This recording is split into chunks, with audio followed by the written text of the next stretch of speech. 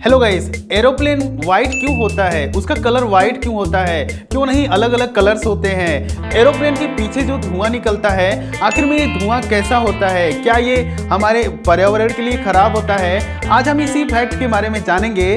तो मेरा नाम है संतोष भारती, आप देख रहे हैं टेक दलील चैनल। तो चलिए स्टार्ट करते हैं। एरोप्लेन को जब भी डिजाइन किया जाता है इंजीनियर्स द्वारा, तो ज्यादा से ज्यादा फोकस वेट पे होता है कि किसी भी मटेरियल को ऐड करने से पहले उस मटेरियल का हम वेट चेक कर लेते हैं, तभी हम एरोप्लेन में ऐड करते हैं, ताकि जो भी एरोप्लेन का वेट है कम से कम हो। एक एरोप्लेन को अगर हम मल्टी कलर से पेंट करते हैं तो लगभग 250 केजी का पेंट लगा देंगे एक एरोप्लेन पे, जो कि 4 आदमी के बराबर होगा।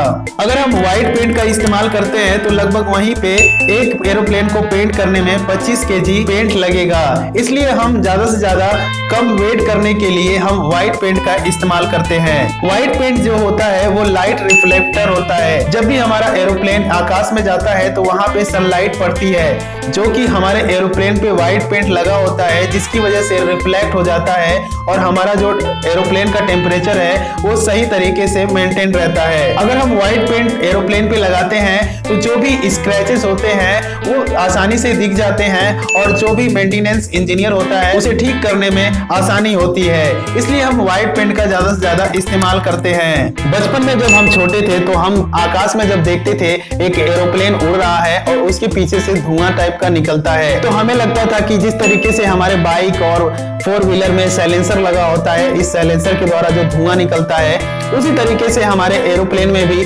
साइलेंसर लगा होगा और जिसके जरिए ये धुआं निकल रहा है। लेकिन आप जो सोच रहे हैं वो गलत है। एक तरीके से ये धुआं नहीं होता है। जब भी हमारा एरोप्लेन उड़ता है तो उसके राइट और लेफ्ट में 2 विंग्स लगे होते हैं और विंग्स के अंदर 2 बड़े बड़े मोटर टाइप के लगे होते हैं, जो कि रोटेट होते हैं, जिसके अंदर से हवा पास होती है और एग्जॉस्ट होती है, यानी इसके अंदर से काफी हीटेड हवा निकलती है। जब हमारी फ्लाइट जो है काफी ऊंचाई पे चली जाती है तो वहां पे जो बाहर का एटमॉस्फेयर होता है वो लगभग -50 डिग्री सेंटीग्रेड होता है और जो एरोप्लेन के द्वारा जो एग्जॉस्ट फैन के द्वारा जो एयर पास होती है वो लगभग 600 डिग्री सेंटीग्रेड होती है।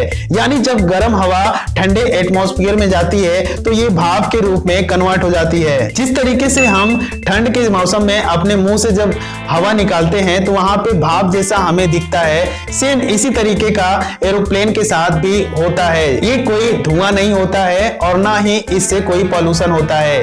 तो आप समझ गए होंगे इन दोनों फैक्ट के बारे में। वीडियो अगर इन्फॉर्मेटिव लगी तो लाइक करिए, सब्सक्राइब करिए, दोस्तों के साथ शेयर करिए ताकि लोगों के पास जेन्युइन इन्फॉर्मेशन मिले और लोगों को प्रॉब्लम का सलूशन सही तरीके से मिल पाए।